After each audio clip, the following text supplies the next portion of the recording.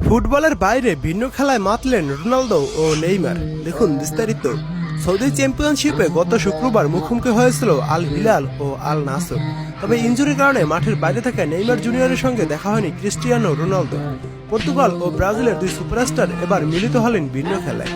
Saudi আরবের রিয়াদে অনুষ্ঠিত একটি বক্সিং ম্যাচ দেখতে দুই তারকা ফুটবলার হাজির হয়েছিলেন। সেখানে হাত মিলিয়ে কথা বলেছে একে অপরের সঙ্গে। ফুটবলের বাইরে দুই তারকা ফরওয়ার্ডের এই পূর্ণ মিলনের ভিডিও ইতিমধ্যে সামাজিক যোগাযোগ মাধ্যমে ছড়িয়ে পড়েছে, যেখানে রোনালদোকে ব্রিটিশ বক্সার অ্যান্থনি জোশুয়ার সঙ্গে বসে থাকতে দেখা যায়। পরবর্তীতে ব্যক্তিগত গাড়িতে সেখানে হাজির হন নেইমার জুনিয়র। এক পর্যায়ে এই আল হিলাল তারকার সঙ্গে দেখা হয়ে যায় CR7-এর। দুজন হাত মিলে কোনো বিষয়ে কথা বলেন। ওই ইভেন্টটি দেখতে নেইমার হাজির হয়েছিলেন তার দ্বিতীয় সন্তান মাভির মা রুনা বিয়ানকান্দিকে সঙ্গে নিয়ে। ওই ভিডিওতে নেইমার রোনালদোর কথা স্পষ্ট শোনা না গেলেও